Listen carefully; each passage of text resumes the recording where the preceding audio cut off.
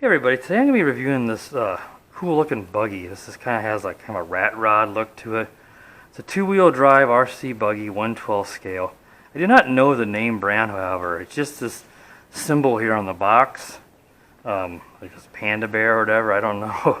I've looked on Lite's website and on eBay listings and no one knows the name brand of this.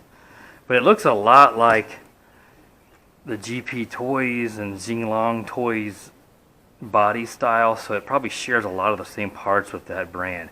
It is a 390 brushed motor, so it's just brushed, it's not brushless, it's just two-wheel drive. It's got metal dog bones here in the back, so it seems to be pretty well built out of composite plastic.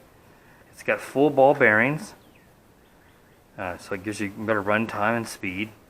It is listed as having sealed ball bearings, at least in the gearbox. It has a lot of information here on the box itself because oddly enough it does not include an instruction manual.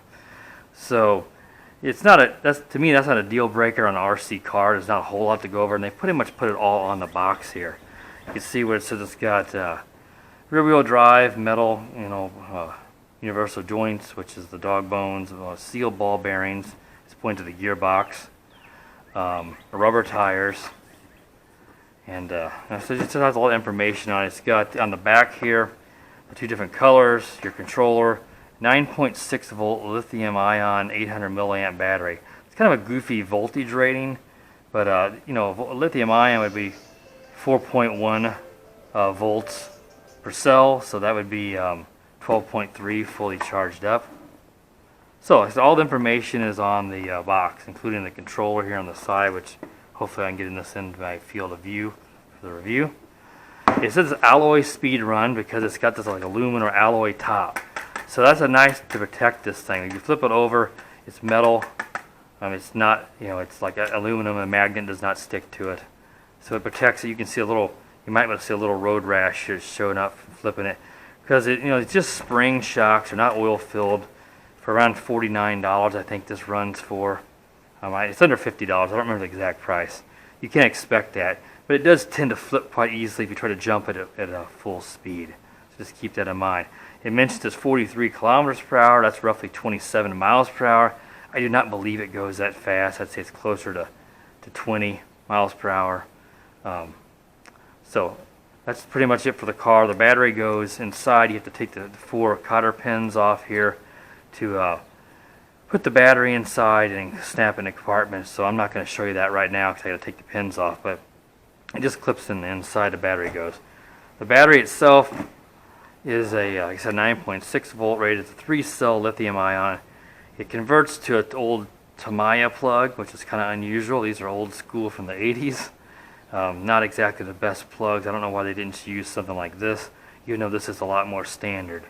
But it comes with a wall charger here, and it came with a US adapter for my wall here, but it kind of want to spring off on me.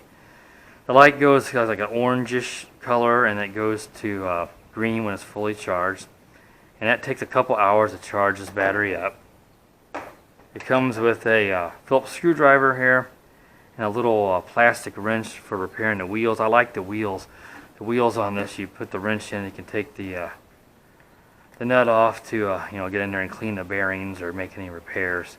But it's a really cool looking car, and it also has really good details in the inside here. The steering wheel, your stick shift here, and the bucket seats. It's really nicely detailed car. I really like that a lot. So the run time on it is somewhere 10, 12 minutes, somewhere in that time, depending of course on any ground vehicle and how you drive it. I said it takes a couple hours to charge it up on that 3-cell lithium ion, but it's a pretty good voltage, so that does help increase the speed some over a 2-cell lithium ion battery. So let's go look at the controller real quick, and then we'll go take it for a test drive. I'll make sure it doesn't roll off the front hood here and do it kind of an odd spot today. The controller though is very toy grade. It's all kind of a cheap ABS plastic. Your on and off switches here on the side. It just has a plastic wheel for steering. It doesn't have foam or rubber grips, so it's a little easier to slip. It's not super sensitive either, so you have to turn it a little farther before you start to actually notice the wheels turn. And the wheels, the servo for the steering on this car is kind of slow. doesn't turn real quick. So once you do, you know, the steering on this car is not the greatest. Here, and this is your steering trim here on the front. There's no throttle trim, but you usually don't need that anyway. So it takes a few, I think 4 AA's here in the back. So that covers the controller. It does have a very small hole here for your trigger, for your throttle and reverse. A full-grown adult like Corey over here, his fingers would barely fit in. Mine still rubs, but this is perfect for a kid. But an adult with his large or fat fingers is probably going to have trouble getting their finger into this. So this is definitely more for a teenager or a younger kid than an adult because of the controller. So we'll go ahead now and we'll move along to the driver view. Okay guys, I've got the Speedrun aluminum or alloy buggy bound up and it's ready to go. So we'll go ahead and take it out for a short test drive and show you how it steers and how it works and how it runs. So let's go ahead and we'll take it out.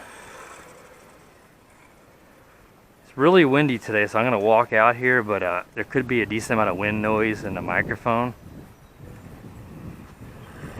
See, it kind of wants to jump a front heavy. But it has decent power, you know, it's 2-wheel drive. So it has pretty good power for 2-wheel drive.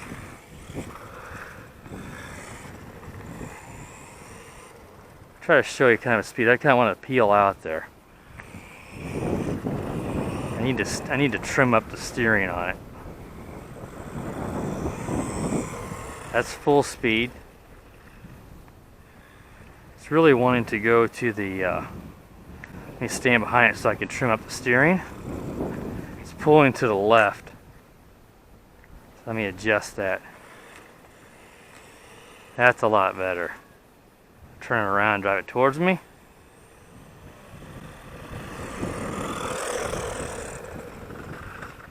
It really peels out. It's a cool looking car. It is fun to drive.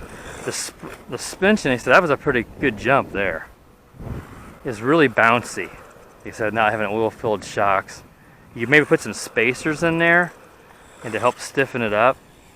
But if you try to jump full speed, it will tend to flip over.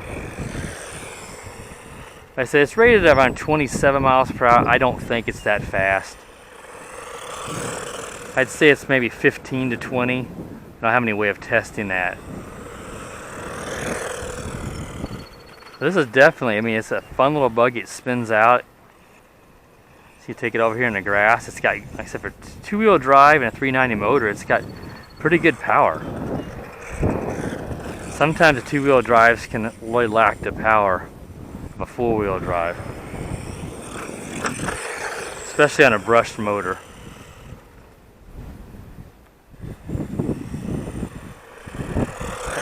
Whoa! Almost slammed in the corner. I was trying to drive it between my legs. Quick reactions by Corey there.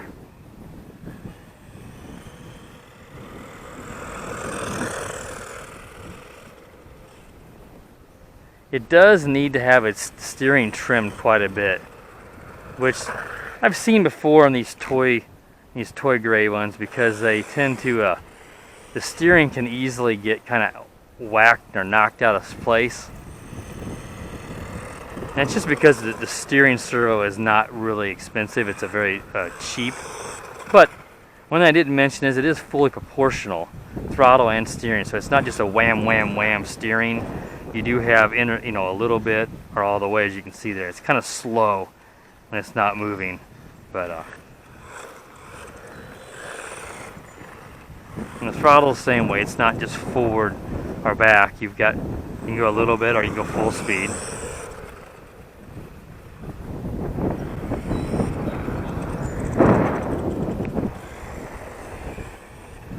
Just kind of pulling to the right there, so it needs a little bit of adjustment on the steering.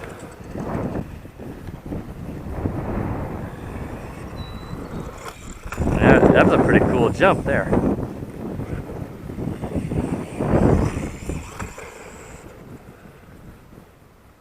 Like I said, just a little bit bouncy, and the steering's really. I said when I turn if I can bring it up here and show it real quick. When I give the controller a little bitty bit of turn here, so I stand behind it, it's not turning the wheels. When I go a little bit more, now it does. So you turn it, you know, I don't know how much that is, 10 degrees or so. So when you're steering this, because this is a rather cheap controller, you know, you do have to just be cautious or conscientious, I guess, or I don't know what you want to say there, but you have to be aware that you need to turn it farther than you normally would be used to on a hobby grade controller to actually get the wheels to turn. So if you want to do a very small or minor turn and you give it a little bit of a turn on the wheel here, it's not going to do anything. So for a kid, that's probably not going to be a problem, because a kid's just going to wham wham and steer it all around. For an adult or someone who's driven hobby grade stuff, the controller is going to be a little underwhelming to you. But this is a cheap car. It's under $50. It looks really cool. It seems to be really well made, so I don't have any huge gripes with it. It's got a rather large battery and it runs a long time. It'd really be fun for a kid. I don't think you're going to break this real easy. Well, I think that shows us enough there. Like I said, not a whole lot else to show with the thing, but you can do a lot of cool things. You could add lights to this and all kinds of stuff with this metal top, and it'd look really cool. So overall, I do think this is a neat little buggy, especially for, like I said, a younger kid or somebody, because of this controller and the small little hole here and stuff. So I appreciate you for watching, and be sure to subscribe if you're not a subscriber, and stay tuned for more videos, and have a good day. The power of the dark side.